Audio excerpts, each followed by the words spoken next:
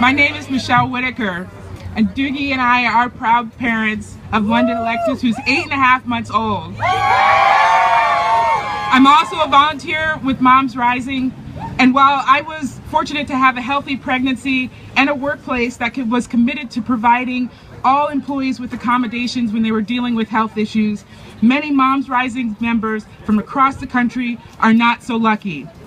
They have shared their heartbreaking stories with us about dealing with unjust and unreasonable, not having reasonable accommodations.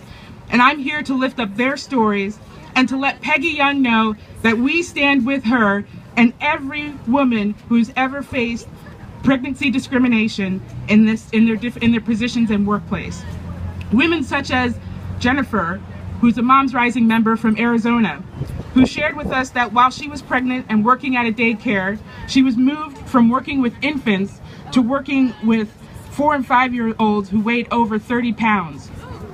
This move happened despite the fact that her employer knew that she should not be lifting heavy weights.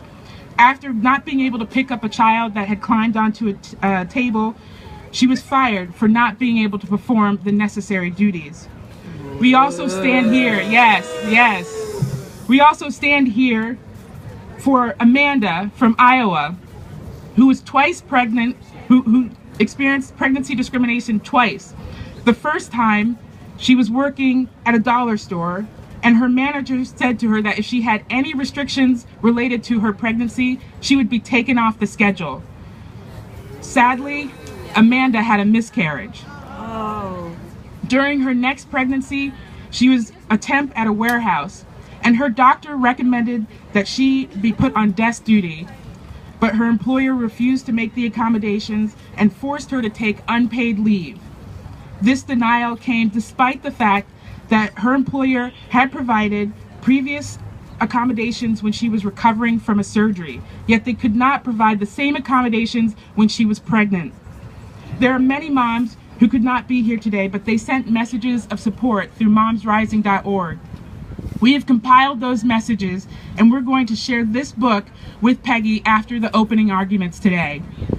They're messages of hope that include an important history lesson from one of our members, Barbara Johnson from Port Jefferson Station, New York. And she says, "I'm old enough to remember when we were fighting for the right to be hired by UPS and the post office.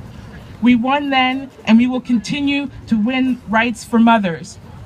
Jay Emmer of Pittsboro, North Carolina says, he thanks Peggy for being there and for working to make sure that people have the right to not have pregnancy discrimination, and says that it's frustrating and demoralizing when the big people step on the little people, but it's a sign of hope and courage when they find out that they've stepped on a huge nail.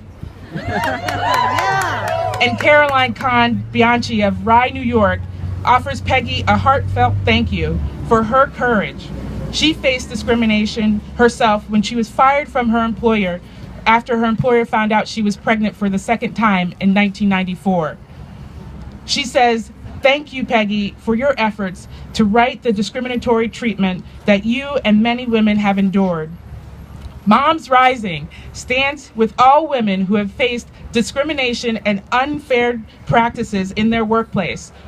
We stand proud and are here to stand with Peggy and to tell her that we fight for fair treatment for pregnant workers. Thank you."